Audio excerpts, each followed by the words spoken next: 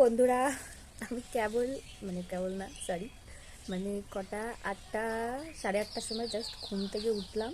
আর এখন প্রায় 9টা 9:30 বেজে গেছে। আর আজকে সকালে আমি ভাত খাবো না, বেসিক্যালি সকালে আমি ভাত খাইও না। তো আজকে আমার একটু ইচ্ছে হয়েছে পাস্তা খাওয়ার। তো এখন আমি পাস্তাটাই বানাবো। তো পাস্তাটা বানাই আর তোমাদের সাথে চলো শেয়ার করি।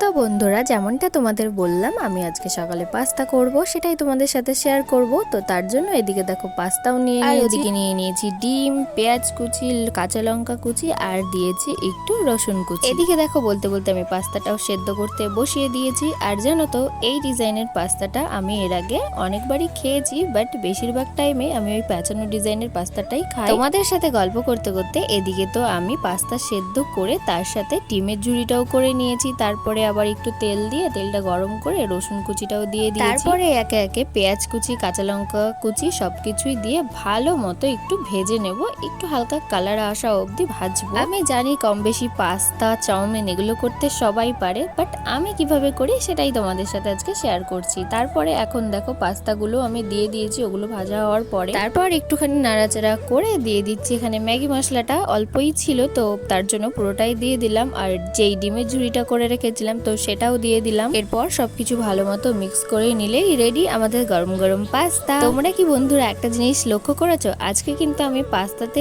কোনো রকম সস ইউজ করিনি। তো গাইজ, আমার এই যে পাস্তা তো একদম রেডি হয়ে গেছে, আর এখন আমি এটাকে খাবো আর খেয়ে তোমাদের সাথে শেয়ার করবো কেমন হয়েছে। আজকে সস টস কিছুই দিইনি, কেমন হবে কি জানি।